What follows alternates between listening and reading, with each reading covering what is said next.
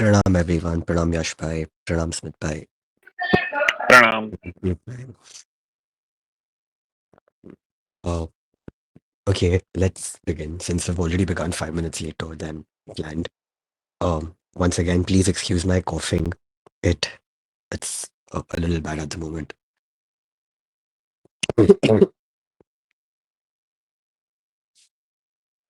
Hey Pasha, bhai, sorry to interrupt. If it just gets too bad, please feel free to cut it short or as you please. I mean, need not push it further. But I mean, depends on how you're feeling about it. Yeah, no worries, no worries. Thank you. Okay. Namo Arihantanam, Namo Siddharam, Namo Ayaryanam, Namo Vajjayanam, Namo Laisapasamonam. Eso Panchanamukkaro Sarva Papa Pranasano, Mangalanam Cha Savesam Padamam Havai Mangalam. वर्धमानजन आपनिवृत्तिं यत्र केवलरमां च गौतम राजभिर्व्यर्चि दीपमालिका तत्तत्ततोऽस्ति न हि पर्वभूतले.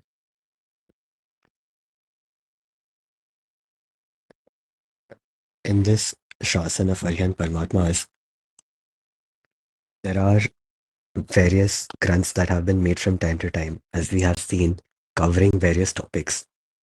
One such grunt that is referred to uh, during multiple points in a year, and something that we saw the last time when we discussed, the avashyaks of a shravak with respect to Paryushan. This granth is known as Updesh Prasad by Acharya Lakshmi Sureshwari Maharaj Sahib. Updesh Prasad literally means a palace of Updesh, and just like a palace rests on several pillars, this granth of Updesh Prasad stands on, various pillars, each pillar having different chapters, and thus covering a total of 360 vyakhyans. So a sadhu bhagwan who wants to do vyakyan can even refer to this granth and talk about 360 topics in a day. One chapter that this uh, Updesh Prasad covers pertains to the kartavyas of a shravak with respect to Paryushan, the five kartavyas, the kartavyas of a shravak in in a year, and so on. Similarly, there are two chapters that are reserved for Dipalika Parva, that is Diwali. Now, this is only one such Dipalika Kalp. There are multiple Diwali Kalps that we have available with us. Many of them have even been published, and many of them have even been compiled and put into one place. The oldest Kalp that we find, I think, would perhaps be Kalakal Sarvagni Acharya Bhagwan Srimad Hemchandra Sureshwari Maharaja's Deepotsav Kalp. Similarly, we also have a Diwali Kalp by Acharya Vinay Chandra Suriji. We have a Dipalika Kalp by Acharya Jin Prabha Suriji of the Khartargach. We have another Diwali Kalp by Shrit Sthavir Acharya Shri Jin Sundar Suriji. There is Dipalika Kalp by an unknown author. There is this one by Lakshmi Sureshwari Maharaj Sahib. And there is another Dipalika Kalp by Umed Chandra Gani from the Khartargach. It was written about, say, I want to say somewhere between 150 to 200 years ago. And recently speaking, we have a Dipalika Kalp by Upadhyay Gun Sagar Gani, who went on to become the Acharya Gachadipati Acharya Bhagwan Shri Gun Sagar Sareshwari Maharaja. So we have all of these Dipalika Kalps, and more or less they cover the same topic. Each of these Mahatmas had the bhav to share with the world what transpired on this mysterious night of Diwali, on the night preceding it, and on the days that followed. And so, on the basis of the agams, with some differences here and there with respect to Kathanaks, because as we've seen before, whenever there's stories that are involved, you will find differences in the plots of the stories. That doesn't mean that plot A is right and plot B is wrong. Until we have credible evidence which outweighs, by which one can outweigh the other, we have to accept all of these and leave it for the Keval Gyanis to decide what is true. Sorry. So uh, all of these culps, they cover some of them, most of them cover a common portion, but some of these culps contain some very interesting things that are not covered by other culps. So, there's a lot to even learn here, but time is limited. If we look at Sundays, we only have 2 Sundays before Diwali, this and the next. And yeah, it depends on our patience and how much we want to know, how much we want to make from this Diwali. In Gujarati, we've heard elders talk. મેં તારા કરતા ઘણી વધારે દિવાળી જોઈ છે. I've seen a lot more Diwalis than you. In a way to mean, I am more experienced than you. I've lived this life longer than you have. And as such, Diwali has been a measure, even in a Laukik setting, to show that, I'm more experienced than you. But the fact is, even despite this being the case, most of us have forgotten the true essence and spirit of Diwali and thus have reduced it to, a mere Laukik Parva. Here in the shlok that we just saw, Lakshmi Sareshwari Maharaja, he says this towards the end of the first Vyakhyan on Dipalika Parva. He says that uh, the day on which Jineshwar Paramatma Shri Vardhaman Swami attained Nirvritti, attained, you know, he attained freedom from engaging in all activities. That is, he attained Nirvan. The day on which Shri Gautam Swami Maharaja attained the beautiful woman named, uh, you know, uh, Keval Gyan, and the day which was celebrated even by kings at that point. There is no other parva on this earth that comes close in importance to Diwalika Parva. Such beautiful lines, but we shall see how this is not just a literary statement to make, but something that has been written after considerable thought. I've often said before that of all the Tirthankar Bhagwans, the Upkar of Shraman Bhagwan Mahavir Swami Maharaja is the greatest on us. And if we look at the various, the various events that we have associated with their lives, the various Kalyanaks that we have, it is it is Diwali, the Nirvan Kalyanak of Paramatma, wherein Paramatma's Atma also attained the highest spiritual status.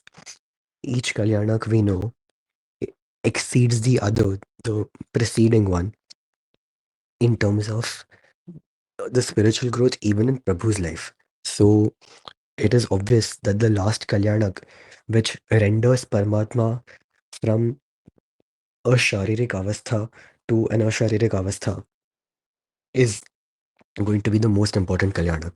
And as such, the Nirvan Kalyanak, and specifically the day of Diwali for Mahavir Swami Bhagwan, is the most important Kalyanak that we could come across.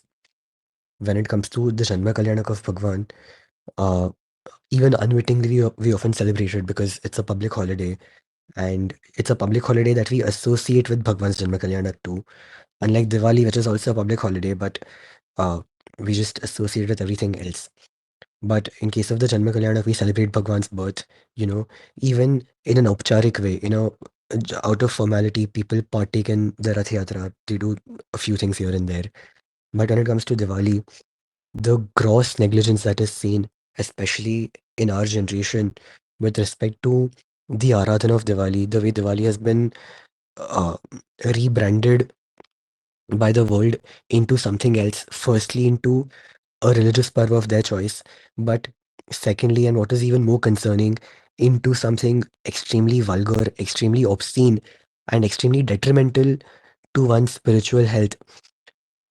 It's very unfortunate that Jains also partake in such things, and those Viveki Shravaks who do not partake in such things also do not do much on the other side to proactively engage in Aradhana for Diwali.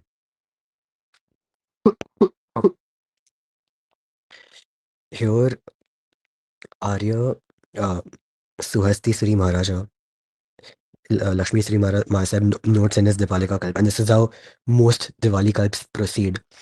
Samprati Maharaja, who was the grandson of Ashok, the emperor. Ashok's son was Kunal, his son was Samprati.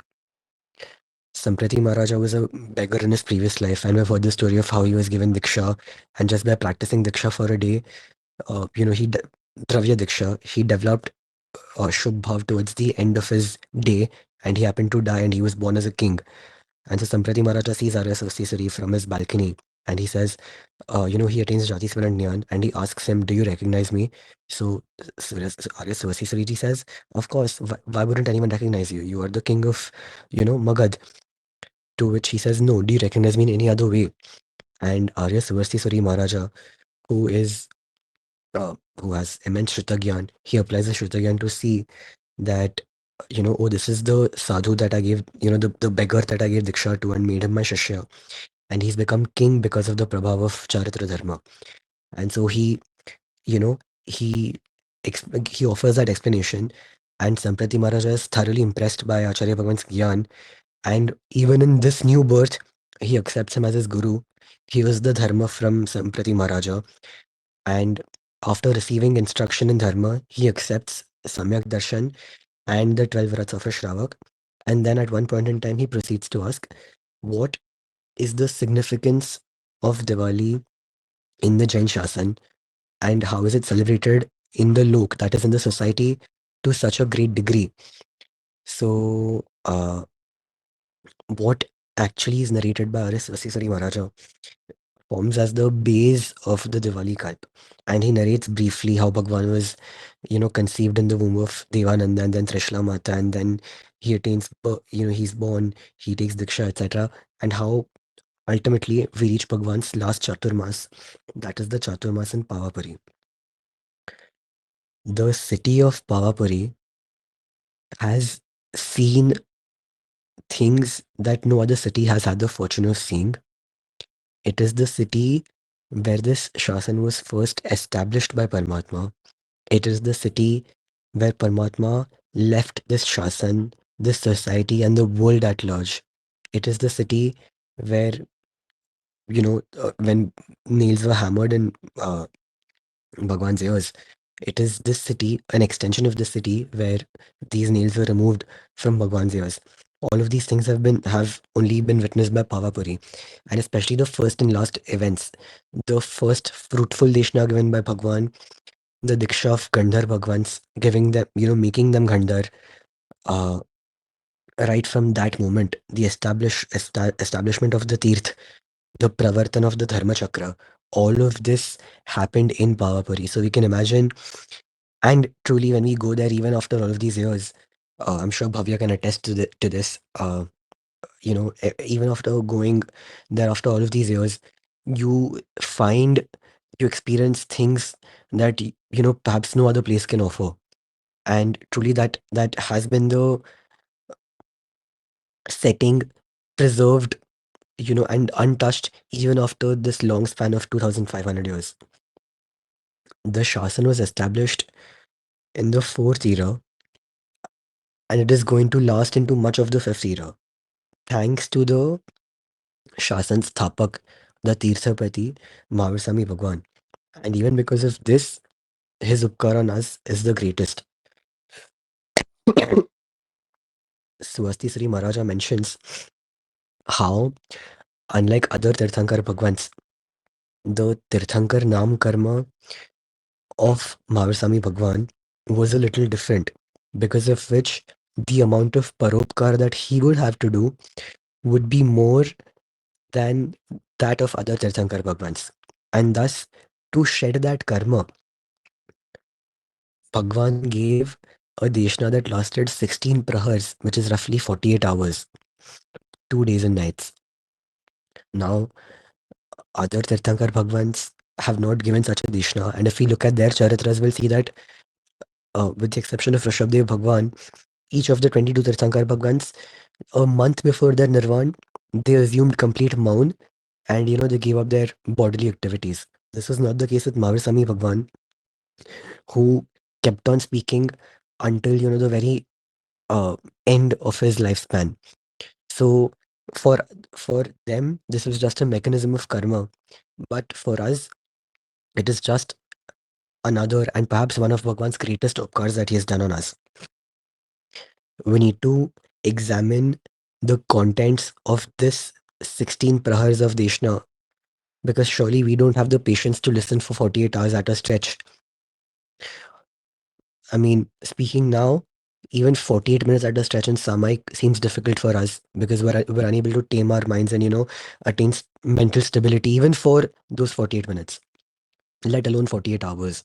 But again, out of Upkar Buddhi for us, Kalekal Sarvagni Acharya Bhagwan Shri Hemchandra Sureshwarji Maharaja in Trishashti Shilaka Purush Charitra, in the 10th volume, he has summarized this 48-hour long Deshna into four simple gathas, which I've also shared previously on the group. The ones beginning with Pumarthaiva Chatvara. So, number one, we need to look at what Bhagwan said then and think about whether our present state of mind, our current thoughts align with what Bhagwan said, or do we find what Bhagwan said to be repulsive? And if it seems repulsive to us, we need to analyze why. The second part that we need to look at is the dreams that King Punyapal saw. Now, this Deshna that Bhagwan was giving, the 48-hour long Deshna, was attended by a lot of people. Cheda Raja, who was the king of Vaishali, that is the brother to Trishla Mata, and that is Bhagwan's mama, Bhagwan's maternal uncle. He had come with, you know, 18 different kings. So they were Samant Rajas, essentially, they were kings serving, it was sort of an oligarchy. So all of these kings also came together. They were known as the nine Malli kings and the nine Lichavi kings. All of these had come to Pavapuri for some work, and they saw that there was some Deshna, so they also decided to attend it.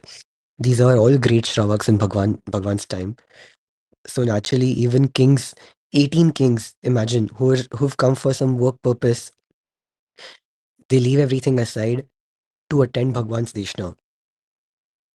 If we look at us, on the other hand, even if we go to some place for a dharmic activity, we end up doing 10 different things that are not dharmic. Say we're visiting a tirth, we look at 10 different non-religious activities to do to, entertain ourselves and also do the tirth yatra, of course. But the outlook that these guys had and the outlook that we have, there's so much of a difference. And it's in these tiny things that we can see the vivek that Samyak Drashti Shravaks have. Along with these 18 kings is King Punyapal Raja, or Punyapal Mandlesh. He is also a king who is a local king who's come to attend Bhagwan's Deshna. Now, the previous night, he has seen, uh, he's seen 8 different dreams which have been bothering him throughout the entire day. And he can't help but, stop thinking about it. And so he waits for a window to ask Bhagwan these questions. Tirthankar Paramatma is Vitrag and Sarvagya, so he knows that he's going to be asked about these dreams, and that and he is going to interpret these dreams. Here, it's important to clarify that generally speaking, sadhu bhagwans are not to interpret or narrate the fruit of anyone's dream. And we've discussed this before too. The scriptures notice that dreams come due to 10 different reasons. They could come due to cough right now that I have, for instance. It could come due to pit, due to vat, due to fever, because of thinking, because of mental exhaustion, all of these things, but also because of punya, because of dharma arajana done in the past, etc. So dreams that come as a result of 6 different reasons, they are never fruitful, such as those brought about by cough, etc. Other dreams are fruitful subject to certain rules. Now, uh, the general prohibition for sadhu bhagwans in interpreting dreams is because it is not a sadhu bhagwan's job to do it. As a householder, he might say, a Mahatma might say, oh, you're going to, get more wealth in the coming days, or that you're going to become poor in the coming days. Someone asked in the group a few days ago, right, about an Acharya Bhagwan making predictions about, oh, the economy is going to crash, do this, don't invest in shares, etc. So here also the same thing applies. While when you want Shravaks, all the Viradhana that they are going to do, and obviously this is not for any other Aradhana. All the Savadhya Kriyas, all the sinful activities that they are going to do as a result of your forecast, you are going to be liable for them. So it's very essential to, you know, uh, for Acharya Bhagwan, or obviously a source of Vivek, to know when to speak and when not to speak. Here, Paramatma is going to interpret these dreams. Of course, this being said, if there are good dreams that might result in good dharma aradhana or might prophesy something good in terms of dharma, then Acharya Bhagwan who are Gitarths are free to make an interpretation. Here, Bhagwan is interpreting them, and there is a very profound reason as to why Bhagwan is doing that. But before that, we'll have to look at and think about this. Uh, I am dreaming something, and the fruit of these dreams is going to be applicable to the entire community of, sadhu, sadhvis, shravaks, and shravikas. Pretty absurd, right? If one would generally expect that if I am the one who's dreaming something, I should be the one on the receiving end of the fruit. How is it possible that X dreams something and Y, Z, A, B, C are able to derive the fruit of that, or are able to, or are going to be impacted by what I dreamt? Or conversely, there is something that is going to happen with A, B, C, D. Why is X getting to know what is going to happen? The reason in this is the immense Shraddha and Rag that Punyapal Raja had towards the Shasan. And truly, this might seem like a very simple thing, but we need to think as we look at all of these characters, where is our inclination towards the Shasan? How well have we imbibed the Shasan in our hearts? Because clearly, Punyapal Raja had a special place for the Shasan in his heart, which is why he was able to, you know, dream something which really worried him. And Bhagwan also saw that the impact of this dream is going to the uh, forecast of this dream is going to be applicable to the entire Sangh. And so Bhagwan sees it fit to narrate the fruits of these dreams before the entire 12 Parshadas. Right? Really something to think about. Are we concerned about our own selves or about Devguru Dharma? If it's the latter, maybe in the future at some point we can aspire to be like King Punyapal. So this is something that's part two. Part three is a list of predictions that Bhagwan makes. I wouldn't say predictions because prediction would require, a sense of. I mean, the connotation that the word bears is with some sort of probability. Here, there's no change in. There's not going to be any change because it is Tirthankar Bhagwan who is, saying what is going to happen. So Bhagwan prophesizes what the future of the Bharat Kshetra is going to be like. Who are going to be the next Tirthankars, the next Chakravartis, the next Baldevs, Vasudevs, Prativasudevs, etc. Those we can read from Teshashi Shalaka Purush, and I don't think those will uh, require much discussion. So we'll leave that to be the last part. And then, of course, we hear of how Bhagwan Mahavir Swami Maharaja, he asked Gautam Swami Bhagwan to, go to a neighboring village and enlighten Dev Sharma Brahman, and how he goes there and how he hears of Bhagwan's Nirvan happening on the other side when he's coming back, and how he also eventually attains Keval Gyan. So that's something that we need to see. So three primary aspects. One is the sum of Bhagwan's last deshna, the interpretation of Bhagwan's dreams, the interpretation by Bhagwan of Punyapal Raja's dreams, and lastly, Bhagwan's narration of what is going to happen uh, in the future. which we can safely push back to the end. But more importantly, the link between Gautam Sami Bhagwan and Mahavir Sami Bhagwan and what truly transpired between the two towards the end. But before we delve into all of that, I also want to try, with my very limited knowledge and vocabulary, to paint a picture of Bhagwan's Nirvan. If you remember, a couple of months ago, I'd mentioned how the scriptures actively, and this is something that Shavaks have to do every day in the Derasar.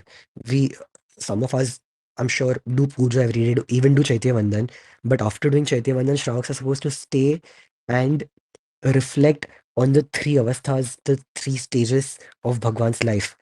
Pindas avastha, that is Bhagwan's, Bhagwan's avastha before attaining Keval Gyan. So right from his, which is further divided into his childhood, his time as a monarch, and his time as a Chadmas Sadhu. The second stage is Bhagwan's Kevali avastha, where he is a Bhav Tirthankar.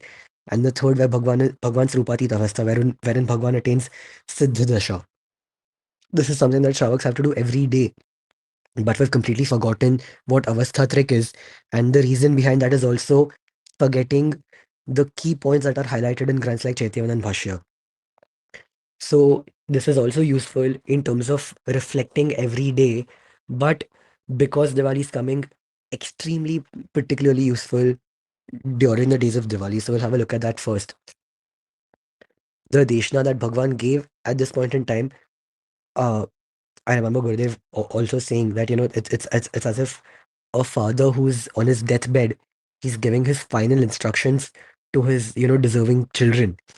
Bhagwan thought of us to be deserving, and it's our duty to ensure that, we don't fail him in what he thought. We can't prove to be unworthy by our own actions, by our own, more importantly, way of thinking. It has to be 100% match with what Bhagwan and Bhagwan Shasan say. In terms of achar, there could be a compromise, but in terms of our thoughts, there virtually can be no difference between our thoughts and the thoughts of the shasan. A father who's giving his final instructions, sharing his final wisdom, knowing that it's his time to go. One would naturally know that this wisdom, these words, are the crux, the essence of all the wisdom that he's gathered in his entire life. Here, the father is the father of all three worlds, Tirthankar Bhagwant. And when he's giving his final Deshna, obviously, the words that the words that he's going to convey to us are going to be very subtle, very profound. And he's going to convey things that cover everything that we need to know. This Deshna of Bhagwan began on Dhanteras. I was going through a very ancient manuscript, uh, which contained, stutis, the thoys that we recite during Chaitya Vandan, and there was a thoy dedicated to Dhanteras. And I found a line that is particularly interesting. The poet is Gajanand Kavi. He must have been some Mahatma or some Shravak from centuries ago, I believe. Do not know much about him, but he mentions in respect of Dhanteras that this is the day when uh, thousands of labdhis, they came to Gautam Sami Bhagwan. So in that respect, also Dhanteras has its own significance. But more importantly, it is on this day that Bhagwan started his 16 Prahar Deshna. During the course of these 48, hours, Bhagwan did 24 Chhat. We all know that. But with Bhagwan, the entire Sangh also did 24 Chhat. See, when it comes to Aradhanas for Tirthankar Bhagwans, the scriptures give us many ways, and some of these ways include doing Aradhana of the Diksha Tap of Tirthankars, doing Aradhana of the Keval Gyan Tap of Tirthankars, and doing Aradhana of the Nirvan Tap of Tirthankars. Right? Now, there are Shravaks who have done Aradhana of all of these taps, and truly hats off to them. Uh, I mean, this might seem simple because in terms of Diksha and Keval Gyan, most Tirthankar Bhagwans have done Chhat or Attham. Sumtinath Bhagwan did Ekashna at the time of his Deshna for Diksha Michanukadam, for instance. But when it comes to the top of Nirvan Kalyanak, Rishabdev Bhagwan did 6 Upvas. he gave up food and water 6 days before his Nirvan. The remaining 22 Tirthankars in between, from Ajitnath Bhagwan to Parshvanath Bhagwan, each did Masak Shaman. And there are Shravaks even today in cities like Bombay who have done 22 Masak Shamans in respect of each Tirthankar Bhagwan's Nirvan Tap. The bhav that they have are truly very commendable. And of course, Mahavaswami Bhagwan, he did Chhat at the time of his Diksha, he did Chhat at the time of his Keval Gyan, and he did Chhat at the time of his Nirvan. And we hear in the Kalpasatra every Paryushan that every tap that Bhagwan did, every upvas that Bhagwan did was without water. So these are all Chovyar Chhats. But unlike the time of Diksha and Keval Gyan Kalyanak, where there was no one to accompany Bhagwan in doing this tap, in there's a difference in terms of what happened during Bhagwan's Chhat Tap towards the end of his life, the days of Diwali. This Chovyar Chhat Tap was not only done by Bhagwan, but by the entire Chaturvid Sangh, who was present as an audience in the Samavasaran. So there was no question of eating food really. And the significance of these days, and especially of doing Chhat on this day so much, that Purvacharyas have written that a person who does Chovyar Chhat, if he's capable, or Tivyar Chhat on these days, gets the fruit of doing 1 lakh crore chhats, or 1 lakh crore times the fruit of an ordinary chhat. This obviously is subject to our paranam, but that is one aspect. Days themselves also have their own significance, and doing Aradhana on certain days gives you a greater boost than it would on other days, which is why even, in the Jain Shasana and in other faiths, the days of Diwali are, like I wrote earlier, they're of esoteric significance as well. So for certain sadhanas of certain elements, the days of Diwali are very good, and any jap, etc., done on these days, it's instantly fruitful. So even so, for us, the importance of Diwali is surely in terms of Bhagwan's Nirvan Kalyana, but these are just ancillary things that highlight the importance of this parva. So we can imagine. Uh, and keeping that in mind, we can actually think how blessed that night must have been. In fact, think of the first night, and Bhavya and I often we discuss among each other. The first time that we came to Pavapuri, we know that Bhagwan's first Deshna was Nishfal. It had no fruit because no one took Diksha. So Bhagwan went from Rujuvalika, where he attained Keval Gyan. He did an overnight vihar from Rujuvalika to Pavapuri, right? On the night of Vaishak Sud Dasam, and we know that on Vaishak Sud Agyaras, Bhagwan did Shasan Sthapna in the same place where he gave, on the same site, I mean, on the same site where his last Samavasaran was going to be 30 years later. That night, if you imagine, Bhagwan has just attained Keval Gyan. There is Now Bhagwan is never going to set foot on the earth again. He's always going to walk on 9 Savarna Kamals. There are going to be a minimum of 1 crore devtas flanking Bhagwan at any given point in time. The 8 Pratiharyas have come to be. Bhagwan's Sihasan, Bhagwan's Chhatra, they're floating in the air. There is an Ashok Vruksh, an entire massive tree that is floating in the air with Bhagwan. Uh, there are two Chamars that are flanking each side of Bhagwan as Bhagwan does Vihar. There is constant, uh, you know, vrishti of flowers done by devtas at all times. And with all of this glory, Bhagwan is traveling from Rujawaleka to Pavapuri. Imagine that night. There are millions of devtas. There's Paramatma, the luster of all of these things. Imagine the way that entire path must have been illuminated. Truly something to think about. And for us, even the dhyan of Bhagwan's vihar is powerful enough to destroy our karmas. Every aspect of Bhagwan's life is powerful enough to destroy our karmas. And so Bhagwan's vihar with all of these 34 Ratishas and 8 Pratiharyas, it's truly mind-blowing to think about. And 30 years later, we think of the night that Bhagwan attained Nirvan, and we wonder, how blessed that night must have been, that moment must have been when Bhagwan attained Nirvan. Uh, it's truly a delight to be in that city. And like I said, there's in case of other Tirthankar Bhagwans, all the other 23 Tirthankar Bhagwans, with the exception of Vasupujya Swami, each of them uh, did Shasan Sthapna somewhere else. and they attained nirvana somewhere else. This is not the case with uh, with Maharsami Bhagwan. And so towards the end of Bhagwan's life, and we'll circle back to the first thing, that is Bhagwan's Deshna. But before we do that, we're proceeding with what actually happens at the time of nirvana, right? We know that there are four types of dhyan: artha dhyan and rodha dhyan, which are kudhyans, bad durdhyans, bad types of dhyan, and dharma dhyan and shukla dhyan, which are noble, which are good and beneficial for the soul. This shukla dhyan is divided into four legs. The first two legs you have to cross, you have to engage into to attain Kevala Dhyan. And then the third and the fourth leg you have to enter into to attain Nirvana. The period in between Keval Dhyan and Nirvana is known as Dhyanantarika. It is not a state when Bhagwan is in Dhyan. It is a break rather from Dhyan. It is a gap between two Dhyans, between the first two legs and the last two legs of Shukla Dhyan. Now, bring to your mind that Paramatma, even though being on the highest position in the world, because that is what Arihant Bhagwans are from the Vyavhar Nyay, is still,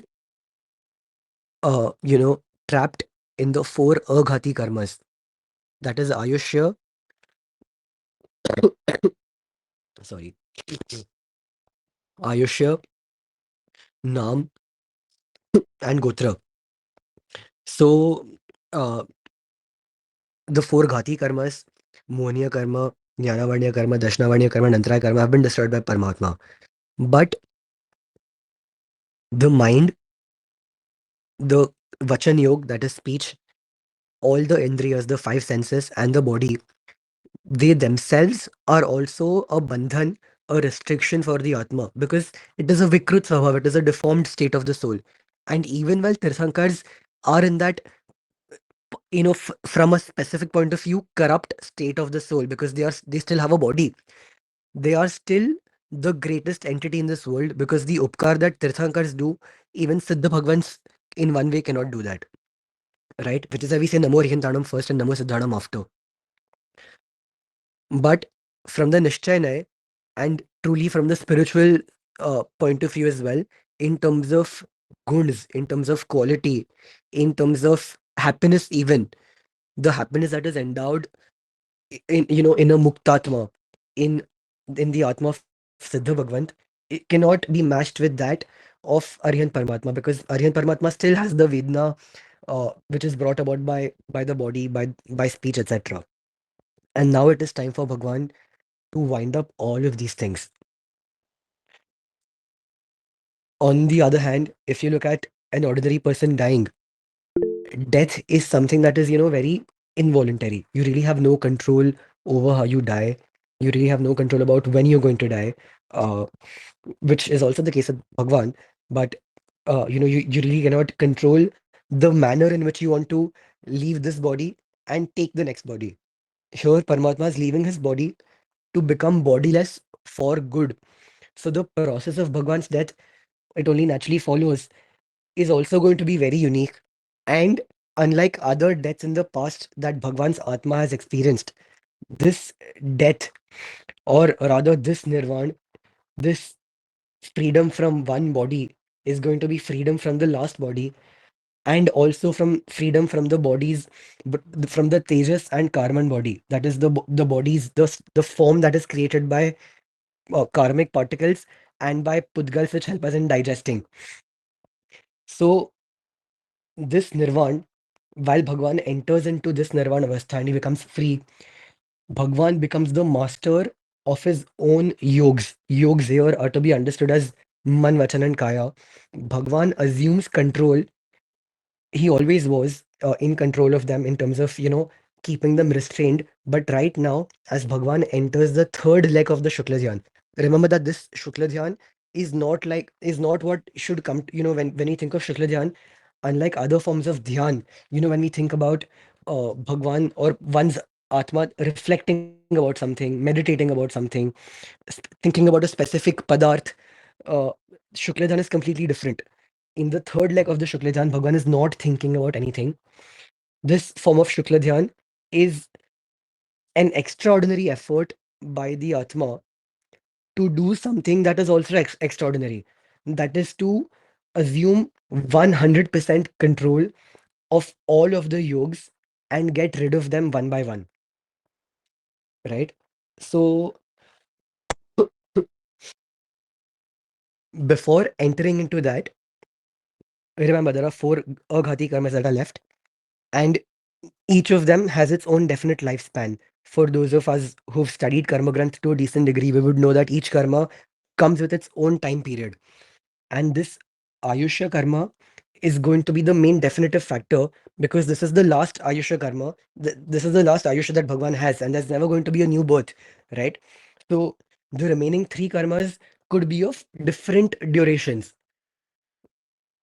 and it is, it is important for Bhagwan's Atma to balance them, to bring them in harmony with the Ayushya karma so that he can shed them at once, because otherwise there's going to be a mismatch. So, to do that, Bhagwan enters into a very mind blowing prakriya that is known as Kevali Samudghat. There are seven types of Samudghat that are mentioned in the scriptures. We'll discuss that at some other point. Uh, but Kevali Samudghat, the most important one, it's mind blowing to think about. So, say have, and the scriptures offer this example. Say I have a, I'm wearing uh, a piece of cloth, or I see a piece of cloth uh, folded in front of me right now, and there's a few specks of dust on that. So to do that, to get rid of that, uh, you simply open that cloth, and you shake it tightly, so that you shake it strongly so that all the dust particles they fall off. Similarly, here, and a lot of us might not be aware of this beautiful prakriya. Here, Bhagwan's Atma is going to expand and take over the form of the entire 14 Rajlok. Because, and we know this, we've studied this before too, that the size of the Atma, of a Sansari Atma, is determined by his, by his body. So, the soul that is present in an ant and the soul that is present in an elephant is the same in terms of its qualities, but it takes its shape according to the body that it's in. But otherwise, the Atma can expand infinitely, it can contract infinitely. And this is exactly what Bhagwan's doing. Just like you open the cloth and shake it to get rid of the dust particles, Bhagwan is going to expand his Atma and, shake the remaining karmas of his Atma. How this happens is also mentioned in the scriptures. I'm going to take the liberty to just take you through it in a minute, because all of these things are also worth meditating upon every day, but more particularly on the night of Diwali.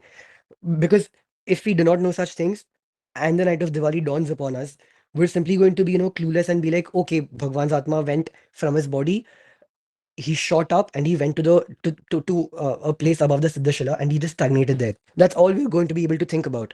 But when we know all of these things here and there, we're actually able to process what happened and hope that this process also happens in us at some point in time.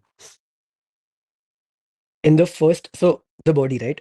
Uh, I'm I'm sure everyone has the figure of the 14 Rajloks in their head. You can just Google it up. The 14 Rajlok, the entire universe that is, uh, they look like a person, a man standing with both his arms on his hips, his hands on the sides, and his legs stretched a little wide. And Bhagwan's Atma, because we're in the Manusha Lok, we're in the Madhya Lok, that is in the middle of the universe. Bhagwan's Atma is in the center. Uh, so this body of Paramatma, Bhagwan's body was 7 hands tall. In the first, this entire process lasts only for 8 samais. Samai is the uh, samai in Jain terminology is the indivisible unit of time. There is no greater divisibility of this unit. When you blink your eyes, countless samais pass. So you can imagine how quick this is. But in the first samai, Bhagwan's Atma gets out of the body and it expands like a dand, that is like a staff. like one vertical staff. It expands to the top of the world, to the top of the 14 Rajlok, and to the bottom of the 14 Rajlok. In the second Samay, it expands sideways. So either north to west or north to south or east to west. Because the model that we see is 2D, but the world is obviously a 3D. It's 3D nature, so it expands sideways like a quadrilateral. And then in the third Samay, it expands in the other direction, sideways again. So if it expanded in the north to south direction, it will expand in the east to west, and it will take the form of what is known as manthan. Manthan in Sanskrit is the term that people use to do bilona.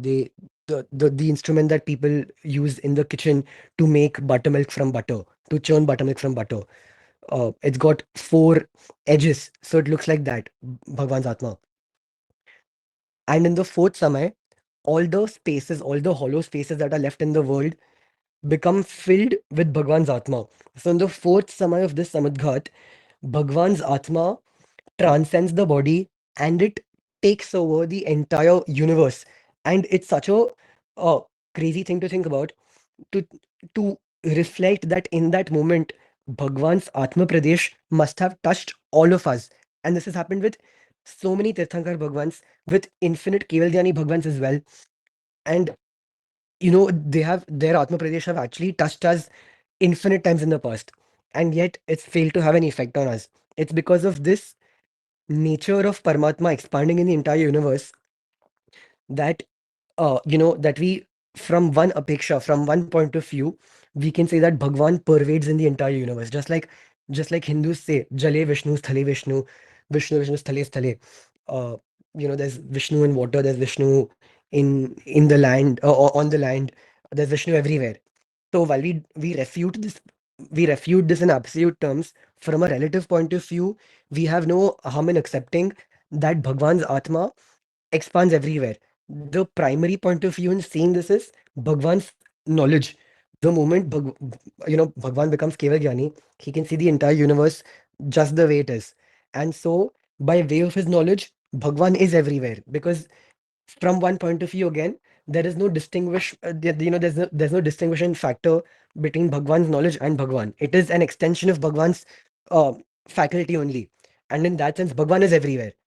But also in terms of Samudghat, when Bhagwan does this process, in the fourth Samay, Bhagwan's Atma is spread in the entire universe.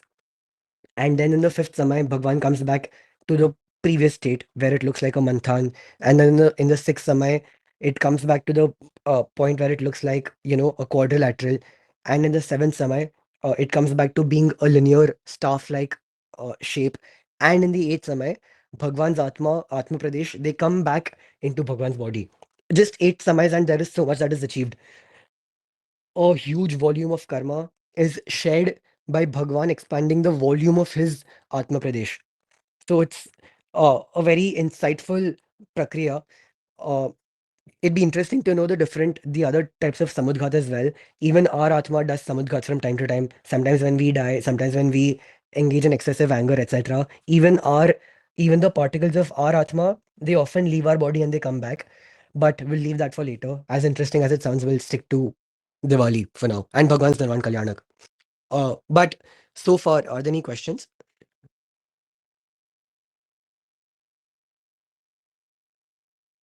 This Samudraghat concept is done only by Tirthankar Bhagwan, or could be done by any other Kevali Bhagwan as well. So that's actually a very good question. Uh, so the scriptures say that any Kevalyani Bhagwan who has an Ayushya of more than 6 months after attaining Keval Gyan, as a matter of principle, they have to do Samudghat to balance their karmas.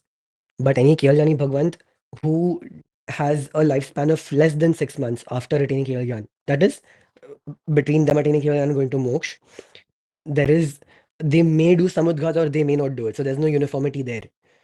But Tirthankars, you will see that they definitely have a lifespan of greater than 6 months after attaining Keval Gyan. So it is fair to assume that all Tirthankar Bhagwans do Samudghat.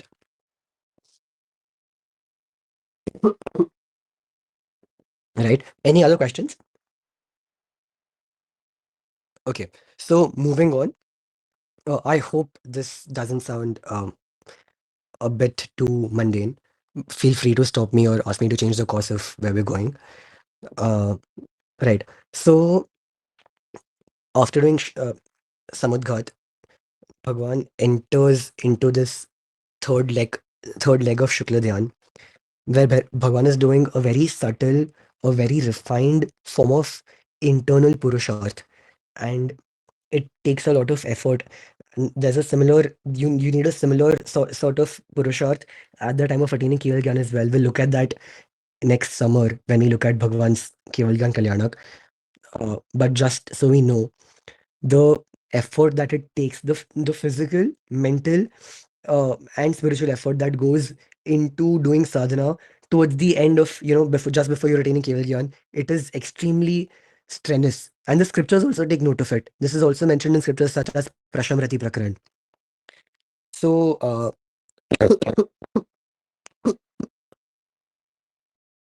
sorry, right. So, uh, now in the third leg of Shukla Dhyan, remember there are three yogs: Man, Vachan, and Kaya. Each yog has two facets. One is Badar, that is, one is the gross yog, uh, the Badar yog, and one is the Sukshma yog.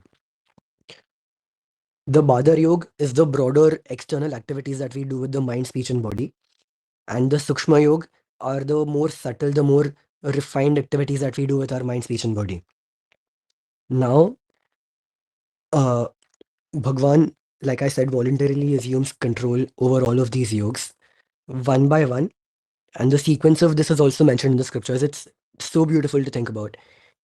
Uh, he stops the, he stops the activity of his Badar Kaya Yoga, that is the gross activities of his body. So say Bhagwan's breathing, Bhagwan's digestive system, Bhagwan's brain activities, all of these things, Bhagwan himself, remember, it's not like the case of an ordinary death.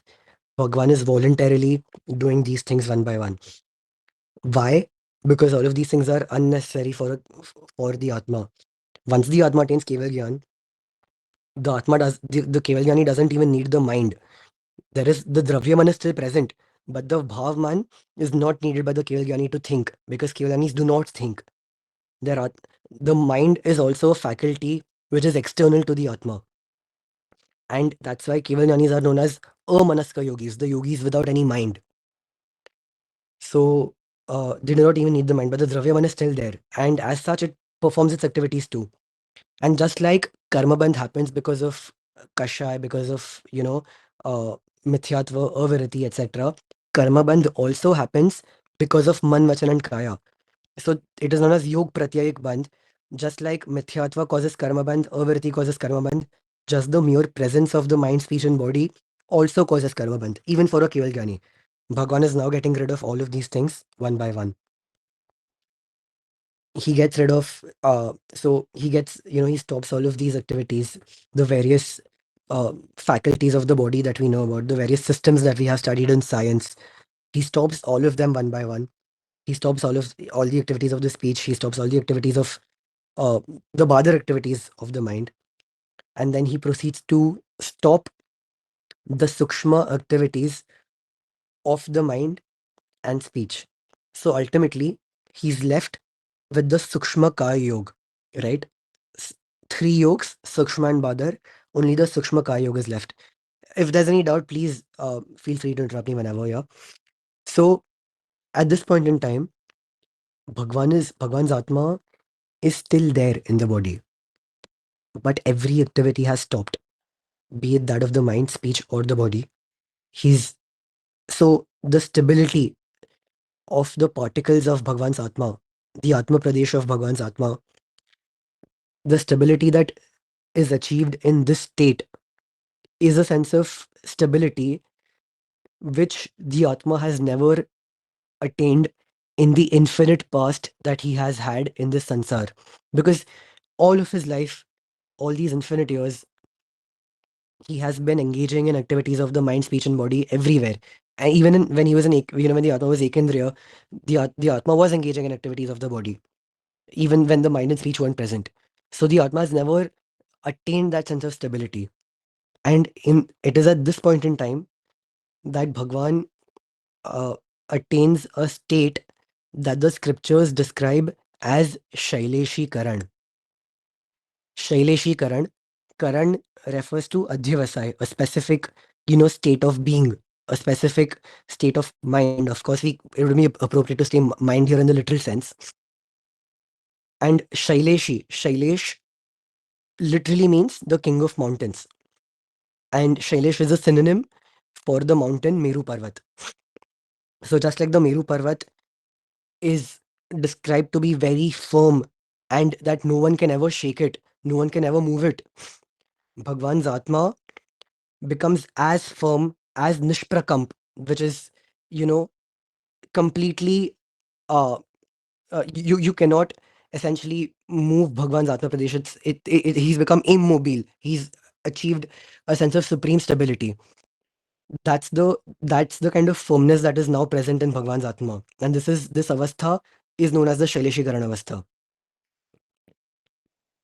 And then Bhagwan moves on to the last leg of the Shukla Dhyan. And this last leg of the Shukla Dhyan is known, uh, so it lasts only for as long as it takes to recite the five Rasvakshars in Sanskrit. So it is A, I, U, R, R. The time it takes to say these five, vowels at once, quickly. That's the amount of time, such a tiny amount of time. That's the amount of time that Bhagwan stays on the 14th Gunasthanak, on the fourth leg of Shukla Dhyan. In this fourth leg of the Shukla Dhyan, Bhagwan rids himself of the last yog that was remaining. That was Sukshma Kai Yog. And as soon as that happens, in the matter of one samay, Bhagwan's Atma, it bolts up from where he's present, straight in a linear manner, without moving here and there, diagonally or otherwise. It bolts up straight to, as far as it can go up, and it rises above the Siddhashila. A lot of people think that, you know, once someone goes to moksha, they sit on the Siddhashila. That is not true. There's a gap of 1 yojan between the Siddhashila and where Siddha Bhagwans actually are. So, and the reason to that is, when we look at the 14 Rajlok, if you have the figure in mind, the line that you see on the top is the line that demarcates the presence of Dharmastika and Adharmastika. And those who've studied Nav Tattva would know that Dharmastika helps in motion, whereas Adharmastika helps in, rest. It's similar to inertia of motion and rest. So beyond that particular line, there is just infinite space, but without Dharmastika and Adharmastika, which is known as Alokakash. And in this Alokakash, be it an object, a Pudgal, or be it any Atma, it cannot make any movement. And so Bhagwan's Atma stagnates on the top of the world. And Bhagwan is quite literally at that point in time and onward, on the top of the world. And that is how Bhagwan attains Nirvana. So it's truly very beautiful to think about the way, firstly, Bhagwan began his sadhana. Maharsami Bhagwan, in his first birth as Naisar, where he was the chief of a particular village, and moving on to, a point where he attains Samyak Darshan, and then the ups and downs that are seen in Bhagwan's life, where the blunders that he committed, all of these things one by one, uh, s- countless years where he was deprived of the Jain Dharma. So Maharsami Bhagwan's lesson in particular has seen every up and down that, our life could possibly see. Even the worst case scenarios Bhagwan's life has seen. So there's a sense of relatability also that we have. And in spite of all of that, even as a Tirthankar Bhagwan's life was characterized by a lot of anomalies that other Tirthankars did not have to go through. For instance, Goshalak, attacked the Keval Jnani Bhagwant, which has not happened in the infinite past before. So even though characterized by these anomalies, Bhagwan remained steadfast in his Vairagya, and then in his Vitragta, in his Sarvagyata. And ultimately, the resolve that he made in his first birth, countless years ago, in the birth of Naisar, he finally fulfilled on this day of Diwali, attaining infinite happiness that even a Keval Jnani with a body could not have enjoyed, because there is there is inherent suffering that comes just by existing in a body. Because ultimately, what is this body but, an external facility which is different from the Atma? And just like, if in our take the example of our own of our own body, for instance, if there is a foreign element that enters, be it a virus, be it a bacterium, we know the amount of complications it can cause, and we know that certain strains of virus can even lead to death. They can prove fatal to our to our health. So the Atma is actually our own body. It is what is truly ours. And this body is in fact external to our Atma. It is a foreign element which is going to bring us displeasure whether we like it or not. And this is going to be the case even for Kevaljnani people who have a body. So this is the day that Bhagwan attained a sense of supreme happiness that he had coveted countless years ago. Now the happiness that he will enjoy is going to be avyabad. It is going to be without any vyabadha, that is without any hindrance, without any objection. There is no one, no entity that can come between Bhagwan and Bhagwan's, state of being. This state of being is in the form of complete knowledge that Bhagwan already attained, in the form of charitra, now in the form of, being stable in the Atma's own svabhav, in the form of attaining, in the form of, enjoying supreme happiness. And that is why the day of Diwali is so important to us. Now, Bhagwan attained supreme happiness. But what happened on this Bharat Kshetra, the consequences that followed, uh, obviously, it left us in a sense of supreme unhappiness. Because the Shasan Prabhavna, Aradhana, and Raksha that a Tirthankar can, engage people in cannot be done by anyone else. Which is why even Gautam Swami Bhagwan, when he attains Kevaljan the next day, and we'll look at that in the next session, even he says that, oh Bhagwan, now that you are gone, there's going to be the darkness of Mithyatva in the entire world. And we wonder why would Gautam Swami Bhagwan say this when he himself is, he's endowed with four types of jnana at this point, which is not, which is not something that's very usual. That is also extraordinary knowledge. And yet, even Gandhar Bhagwans, who are the second supreme entities in this world, cannot match the prabhavakta of a Tirthankar Bhagwant. So the the the primary source of knowledge for us, the primary lamp of knowledge for us was extinguished on this day, and it is in memory of this lamp that illuminated so many lamps. Yesterday, Vardhan Bhai asked about, Mahatmas who attained Keval Gyan in Bhagwan's presence. All of these were lamps illuminated by Bhagwan himself, right? By Bhagwan, or Bhagwan Shasan, which was also established by Bhagwan. So Arihants are the source of all good in this entire world, of all knowledge in this entire world. And in that sense, Bhagwan, Bhagwan truly was Pradeep, Prakrushт Deep, the highest form, the brightest lamp that was out there, which illuminated several other lamps. This lamp got extinguished, and to mark this void, to fill in this void, and to mark the absence of this lamp of knowledge, these 18 kings, they started, they lit diyas, and then the people who heard of Bhagwan's Nirvan, they were also coming in. So they started coming in with diyas. Devtas, because the entire universe is now in a state of frenzy and panic. Even all the 64 Indras who had been serving Bhagwan up until all this point, and who are endowed with a very high grade of Samyak Darshan, all of them also, they suddenly feel that they have been orphaned. And they all start panicking. They all come to, you know, uh, they all come to the earth, to Pavapuri, uh, to perform the final kriyas of Bhagwan's body. And Roop Vijayji Maharaja, so all of what I just narrated is narrated in Gujarati by Roop Vijayji Maharaja. After hearing this, hopefully even the Prakrit based Gujarati words will make sense to you. I'm going to share the audio file in the group after this. Please listen to it. It is a mind blowing and, a rendition of Bhagwan's Nirvan Kalyanak, which truly gives you goosebumps. I think Smith Bhai can also attest to that. He's heard that a bunch of times, I believe. Uh, Yeah. yeah. So, uh, all of these devtas, they feel that they've lost their father. Obviously, the Shravak, Shravakas, Sadhus, and Sadhiji Bhagwans, at that point in time, they feel that they've been orphaned. And immediately with Bhagwan's Nirvan, there is a sense of darkness. There is a sense of darkness that prevails in the world for sure. But this now, there was a specific kind of darkness that was here to last. And a lot of insects started breeding immediately with Bhagwan's Nirvan. And they were so minute that until they actually moved, you could not see them.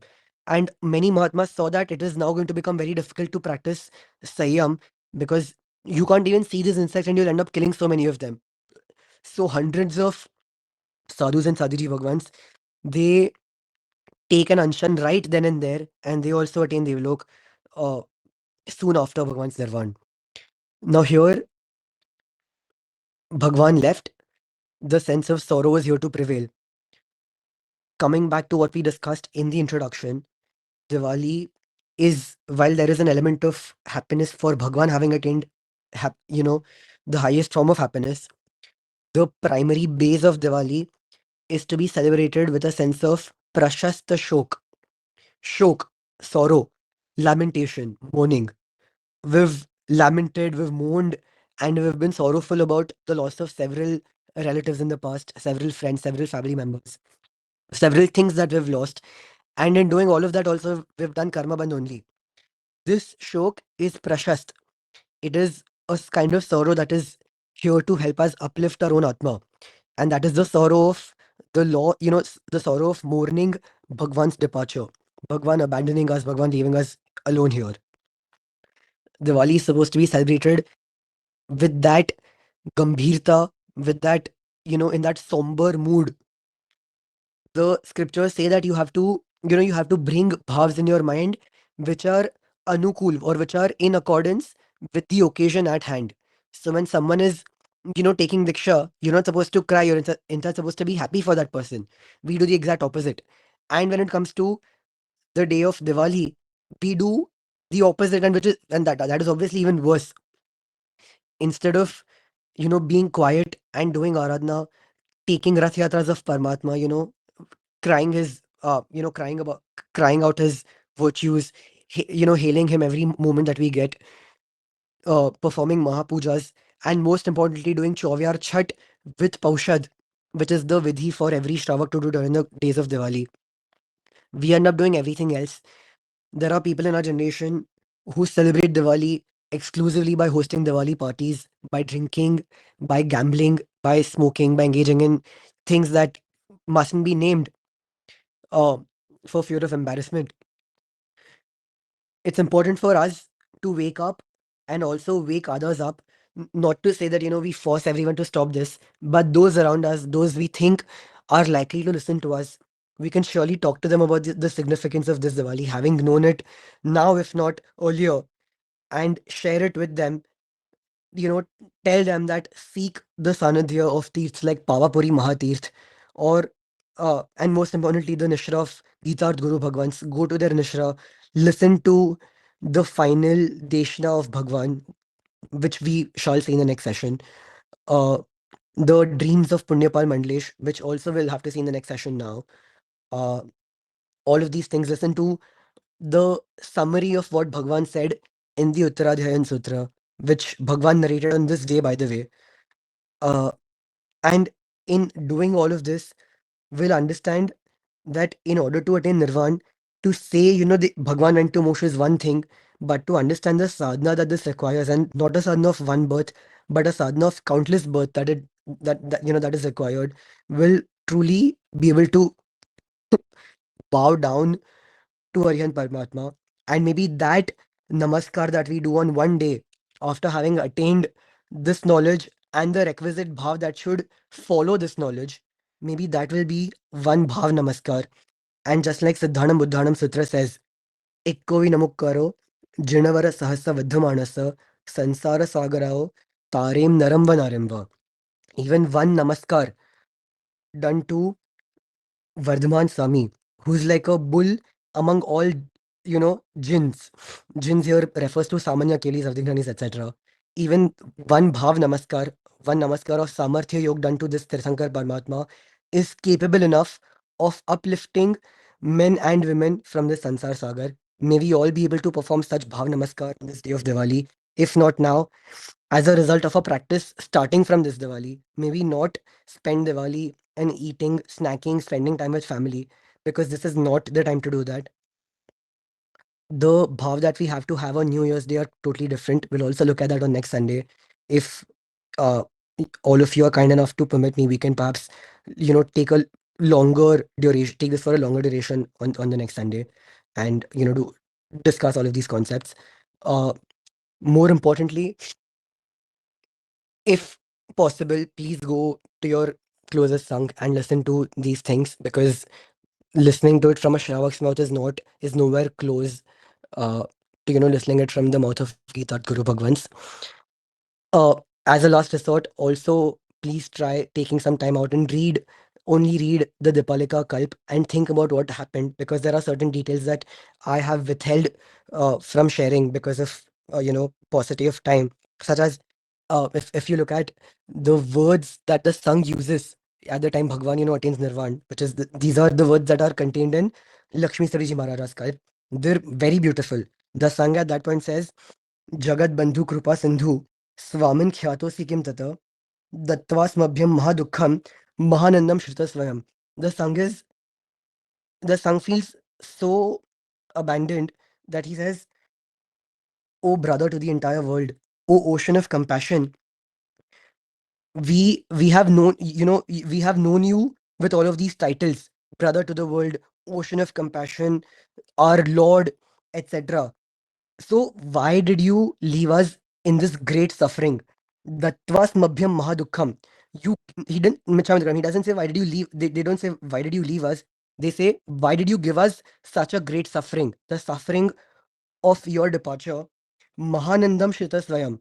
You gave us this greatest suffering, and you yourself conveniently sat down in a place of great happiness.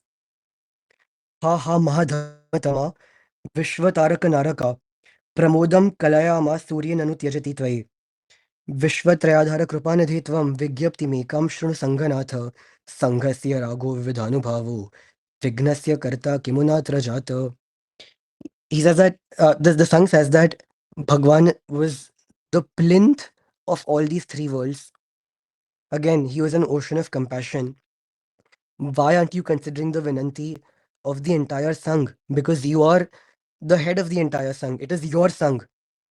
Did you not have any rag towards the Sangh? Are you not considering the rag, the feelings that this Sangh has towards you? And then the Sangh says, वीरेति वीरेति अभिधानमुक्त्वा कस्याभिमुख्यं च विधाय पृच्छां निःसंशया स्याम कथं च मुग्धा नाश्वास्य मुक्तिं गतवान् स्वयं यत् त्वत्सदृशो नास्त्यधुना जगत्यां ह्यः सङ्गसारां कुरुते नरीह भावाक्षि सद्दायकजीवनेत रमोघकस्त्वामभिधास्यते च त्रातासि धात किमुपेक्षसे स्मान् ज्ञात्वापि चित्तस्य गतिं जनानां मूर्तेन ज्ञानेन भवत्स्वरूपं तूर्णं ग्रहीष्यामि विभो कथं हा. He says that uh, the Lakshmi Singh Maharaj on behalf of the Sangh, he says, you were supposed to protect us, O Lord, but instead you have grossly failed in your duty and you have completely neglected us. You knew what was going on in our minds and you still went away. And you have your in your Gyan, you saw the entire Swarup of the Sansar, and because of that, we request you, please take us with you. Please accept us as as your own. And this is how the Sangh, he keeps on weeping. Gautam Sami Bhagwan realizes this. The way Gautam Sami Bhagwan moans and the shloks that this is conveyed in are also very magical and heart touching. We'll look at that the next time. There are so many things that come to mind when when the days of Diwali come around. I think it's best to prepare yourself mentally in terms of, getting hyped to celebrate this parva, to remember all the upkar that Bhagwan did uh, in his entire lifetime, and remembering them, and then remembering Paramatma for who he was, will truly make this Diwali one worth celebrating, and the Diwalis to come worth doing Aradhna even better and better. And who knows, one day, just like all of these Mahatmas, just like Punyapal Mandalesh, who after hearing the fruits of his dreams, he was so scared of the way, of the future that Bhagwan predicted. The way Bhagwan showed that this Shasan is going to be in a very terrible condition. So for those who want, there are going to be exceptional cases who, in spite of all of this, will be able to cross over the Sansar Sagar even in uh, these times. So may we all keep Bhagwan's final words in mind. Of course, what Bhagwan's final words were, the summary of that, we'll see in the next on the next Sunday. If there's anything that I've said contrary to Janagya, Michhami Dukadam. If there's any questions, please let me know.